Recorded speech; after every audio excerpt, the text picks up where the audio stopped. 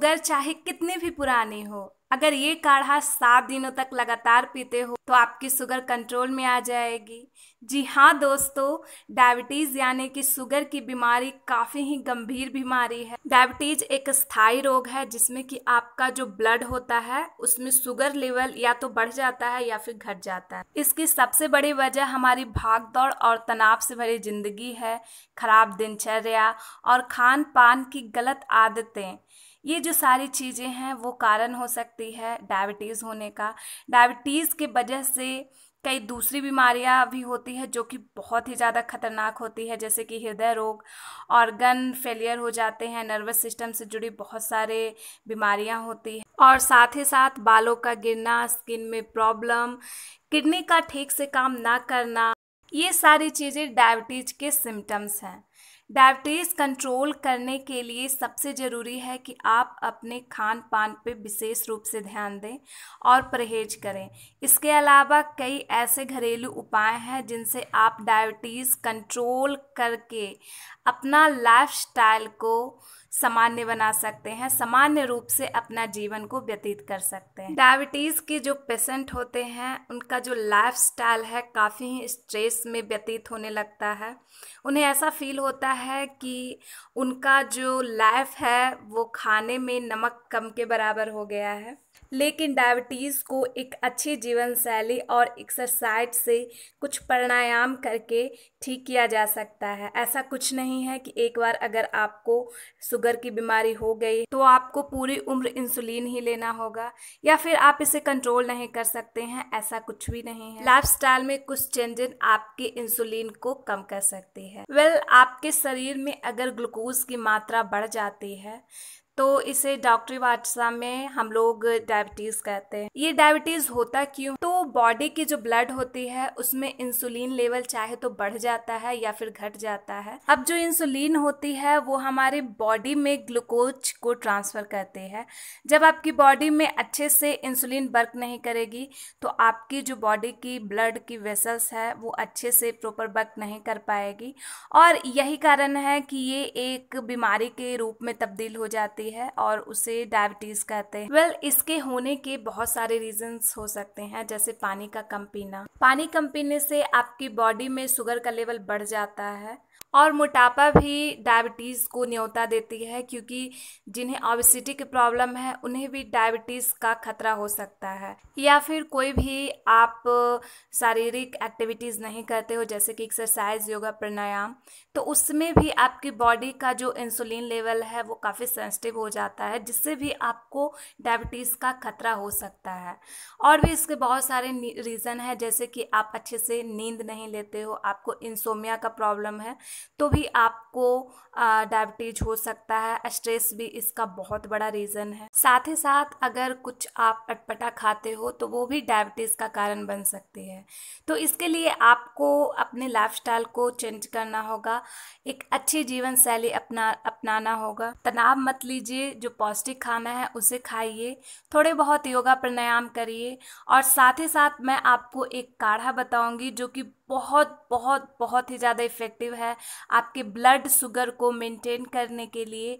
अगर आप initial stage पे हो कि अगर आपकी जो ब्लड की जो शुगर है वो अभी इनिशिएटिव में है तो भी आप इस काढ़ा को ले सकते हो, या फिर आपकी जो ब्लड शुगर है काफ़ी पुरानी है, 30 से 35 साल पुरानी है, तो उस कंडीशन में भी आप ये वाला जो काढ़ा है वो ले सकते हो। दोनों कंडीशन में ये काढ़ा बहुत ही ज़्यादा इफ़ेक्टिव है। बस सुबह उठ के इस काढ़े को आपको खाली पेट पीना है और साथ ही साथ मैं आपको 2-3 योगा भी बताऊंगी जो कि आपको बहुत ही हेल्प करेगी डायबिटीज़ को कंट्रोल करने के लिए। तो सबसे पहले जान लेते हैं कि इस काढ़े को बनाना किस तरीके से है। तो इसके लिए लेना है आपको 200 ml के अप्रॉक्स पानी। ये जो काढ़ा है वो मैं एक पर्सन के लिए बना रही हूँ और अगर आपको 2 से 3 आदमी के लिए बनाना है तो इसकी जो क्वांटिटी है वो आप डबल ट्रिपल कर लीजिएगा। तो यहाँ पे नॉर्मल रूम टेम्परेचर का जो पानी होता है उसे आपको लेना है। उसके बाद मैं इसमें डाल रही हूँ कड़ी के पत्ते, जो कि आपके शरीर के इंसुलिन की सेंसिटिविटी को बढ़ाता है, जिससे आपका ब्लड शुगर लेवल नॉर्मल रहता है। जो कड़ी पत्ता होती है वो आपके डायबिटीज़ के साथ साथ दिल के मरीजों के लिए भी बहुत ही अच्छा है। कड़ी पत्ता आपके इम्यूनिटी सिस्टम को दुरुस्त करता है, आपके शरीर के इंसुलिन लेवल का जो प्रसार होता है उसे दुरुस्त करता है, जो कि आपके ब्लड शुगर लेवल को नियमित रखने के लिए बहुत ही ज़्यादा आपके लिए हेल्पफुल होता है। उसके बाद इसमें ऐड करना है मेथी का दाना यानी कि फेनुग्रीक सीड। जो मेथी का दाना होता है उसमें सॉल्युबल और इनसॉल्युबल दोनों फैट और फाइबर होता है। साथ ही साथ मेथी का जो दाना होता है इंसुलिन के सेंसिटिविटी को बढ़ाता है और आपकी जो पेनक्रियाज होती है उसके फंक्शंस को सुधारता है, जिससे कि क्या होता है कि आपकी इंसुलिन का जो प्रसार है वो सही मात्रा में पूरे शरीर में होता है। इंडियन रिसर्चर्स ने एक रिसर्च किया जिसमें कि पता चला कि डायबिटीज के पेशेंट को खाली पेट 15 ग्राम मेथी का दाना का जो पाउडर होता है उसे देना था।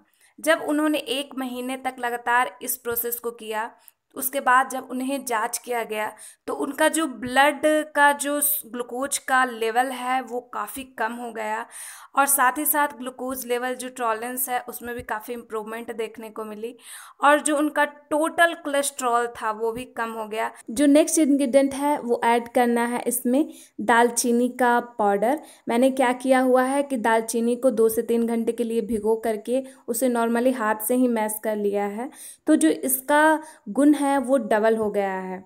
तो जो दालचीनी होती है वो पैनक्रियाटिक जो सेल होती है उसमें इंसुलिन को जारी करता है और इंसुलिन लेवल की गतिविधि को सुधारता है। इसके अलावा सेल्स के द्वारा ग्लूकोज लाने की गतिविधि में तेजी लाता है, आपके मोटापे को कंट्रोल करता है, आपके बीपी लेवल को कंट्रोल करता है। उसके बाद इसमें कद्दूकस करके अदरक ऐड करना है। अदरक नेचुरल पेन किलर का काम करता है। अगर डायबिटीज़ की वजह से आपके मसल्स में पेन की प्रॉब्लम होती है तो उसमें ये राहत देता है। अदरक वास्तव में आयुर्वेद का खजाना है जो कि आपके इंसुलिन लेवल के साथ साथ बहुत सारी बीमारियों से लड़ता है, कफ कोल्ड को दूर रखता है। लास्ट इंग्रेडिएंट इसमें ऐड करना है सूखी हुई नीम की पत्ती। नीम की पत्ती आपके डायबिटीज़ से हो रही परेशानियों को बहुत ही जल्दी खत्म करता है। इसमें ग्लाइकोसाइड और एंटीवायरल गुण से ये लेवरेज होता है, जिससे कारण कि आपका जो ब्लड शुगर है उसका जो लेवल है वो मेंटेन रहता है और अगर आप इसका नियमित सेवन करते हो तो इन फ्यूचर आप बहुत सारे बीमारियों से बच सकते हैं। अब इस पानी को आपको धीमी धीमी आंच पे तब तक पकाना है जब तक कि इसका क्वांटिटी सीधे आधा ना हो जाए।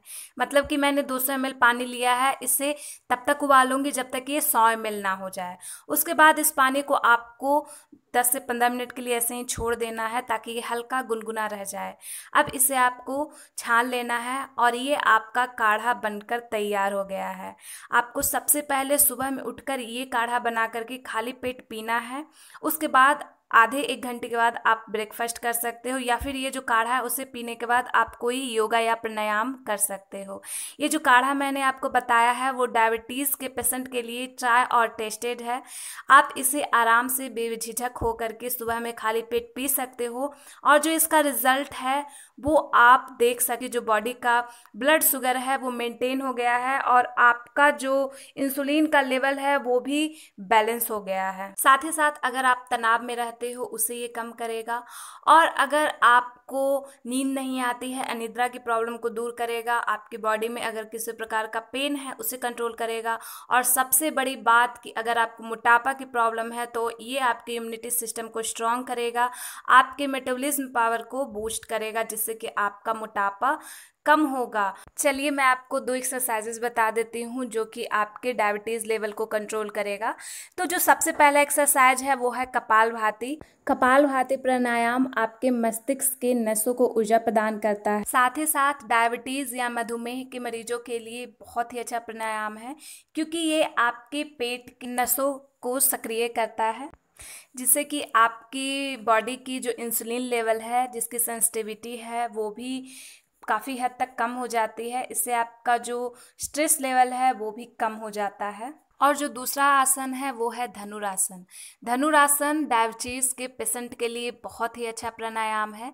ये आपके पैनक्रियाज को सक्रिय करता है, जिससे कि इंसुलिन लेवल मेंटेन रहता है और साथ ही साथ आपकी बॉडी के वेट को भी कम करता है। तो ये जो 2 आसन मैंने बताया है, साथ ही साथ ये जो काढ़ा बताया है, उसे पीजिए।